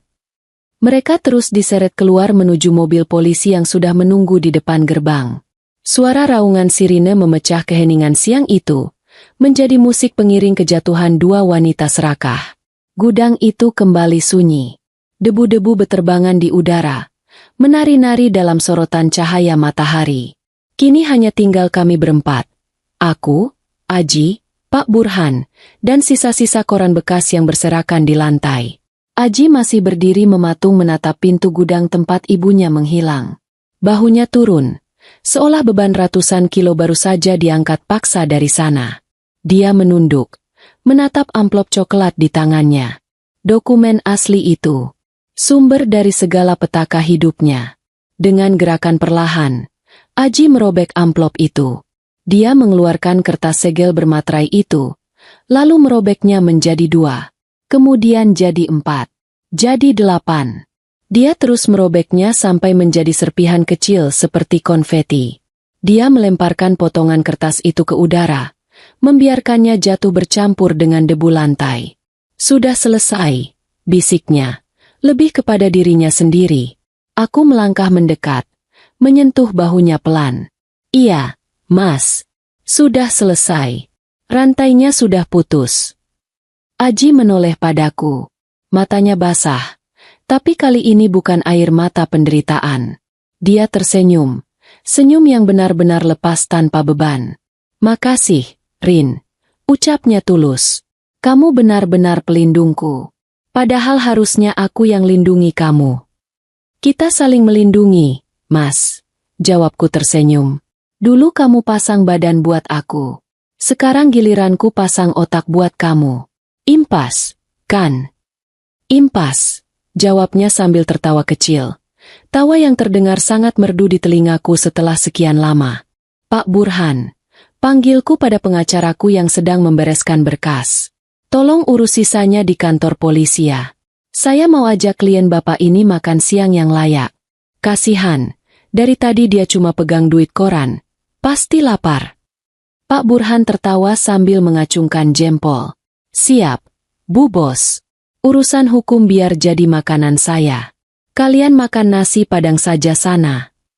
Aku menggandeng tangan Aji, menariknya keluar dari gudang tua yang pengap itu. Di luar, matahari bersinar cerah, secerah masa depan yang menunggu kami. Tidak ada lagi rahasia, tidak ada lagi karunggoni, dan yang pasti, tidak ada lagi mertua jahat. Hidup rasanya mendadak jadi jauh lebih indah. Waktu ternyata adalah tukang sapu paling handal di dunia. Dia menyapu bersih jejak-jejak lumpur, debu, dan air mata, menyisakan lantai kehidupan yang siap untuk diinjak lagi. 3 bulan sudah berlalu sejak drama penggerebekan di gudang tua itu, dan rasanya seperti baru kemarin aku melihat Ibu Karyani diseret masuk ke mobil polisi sambil meraung-raung minta ampun. Kabar terakhir yang kudengar dari Pak Burhan, pengacaraku yang sekarang jadi langganan makan gratis di sini, sungguh memuaskan rasa keadilanku. Ibu Karyani dan Tantri divonis hukuman penjara yang lumayan lama karena pasal berlapis, pemerasan, pemalsuan dokumen, dan penipuan. Ternyata, korban mereka bukan cuma aku dan Aji. Ada banyak ibu-ibu arisan lain yang uangnya ditilep buat gaya hidup Tantri. Rumah paviliun mewah yang dulu mereka tempati dengan sombongnya, sudah disita bank. Ternyata sertifikatnya sudah digadaikan dan cicilannya macet total. Sekarang mereka harus membiasakan diri tidur berdesak-desakan di sel yang sempit, tanpa AC, dan tanpa krim perawatan wajah mahal. Dengar-dengar, Tantri sering menangis karena jerawat mulai tumbuh subur di wajahnya. Yah, hitung-hitung detoksifikasi alami. Biar racun di hati dan di wajah keluar semua. Bu Rini, senyum-senyum sendiri. Nanti kesambet lo. Suara bariton itu membuyarkan lamunanku. Aku menoleh ke arah pintu dapur catering. Di sana berdiri Aji, memegang papan jalan berisi daftar pengiriman hari ini. Penampilannya sudah berubah 180 derajat. Tidak ada lagi kaos bolong bau apek atau celana rumbai-rumbai. Dia memakai kemeja biru muda yang pas di badan, rambutnya dipotong rapi, dan wajahnya wajah itu sudah kembali berisi. Tulang pipinya tidak lagi menonjol tajam, digantikan rona segar tanda gizi yang tercukupi. Siapa yang senyum-senyum? Elaku sambil pura-pura sibuk menata kue lemper di nampan. Aku lagi mikirin nasib Tantri. Katanya dia kangen makan pizza di penjara. Aji terkekeh pelan. Dia berjalan mendekat, meletakkan papan jalan di meja. Biarkan saja. Itu pelajaran mahal buat mereka. Sekarang fokus kita di sini. Pengiriman ke Gedung Juang sudah siap. Armada mobil juga sudah dicek semua. Aku berangkat sekarang ya. Aku menatapnya dengan rasa bangga yang meletup-letup. Aji menolak tawaranku untuk sekadar duduk manis menikmati hasil usahaku. Dia bersikeras ingin bekerja. Aku mau mulai dari nol, Rin. Aku mau merasa berguna, katanya waktu itu. Dan dia membuktikannya. Kemampuan manajemennya yang dulu dipakai untuk proyek bangunan, sekarang dia pakai untuk mengatur alur logistik cateringku. Hasilnya, pengiriman jadi lebih efisien. Tidak ada lagi sopir yang nyasar atau telat. Karyawan-karyawanku bahkan sekarang lebih segan sama Pak Aji daripada sama aku. Hati-hati di jalan. Jangan ngebut, nanti kuenya pusing. Pesanku. Siap, bos. Jawabnya sambil memberikan hormat ala militer yang konyol.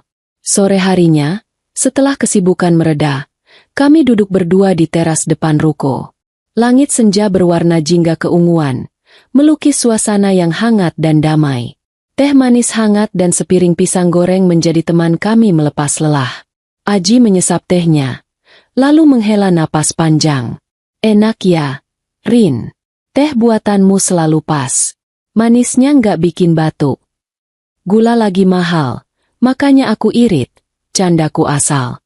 Aji tertawa, lalu meletakkan gelasnya. Dia menatap jalanan di depan ruko yang mulai ramai orang pulang kerja. Matanya menerawang, tapi tidak ada lagi ketakutan di sana. Hanya ada ketenangan. Rin, panggilnya pelan. Makasih ya, ucapnya tiba-tiba. Makasih lagi. Perasaan tiap hari kamu bilang makasih. Lama-lama kupingku minta royalti nih. Aji tersenyum, lalu memutar posisi duduknya menghadapku. Dia merogoh saku kemejanya dan mengeluarkan sesuatu. Sebuah kalung tali hitam kumal. Itu kalung jimatnya dulu. Tapi kali ini, cincin yang menggantung di sana sudah tidak ada. Dia mengambil tangan kananku, lalu meletakkan cincin emas putih itu di telapak tanganku. Cincin kawin kami yang dulu. Cincin yang menjadi saksi bisu saat dia memulung sampah di got yang bau. Aku sudah lepas kalungnya, kata Aji lembut. Karena cincin ini nggak seharusnya tergantung di leherku sebagai kenangan pahit. Cincin ini seharusnya ada di tempatnya yang semestinya.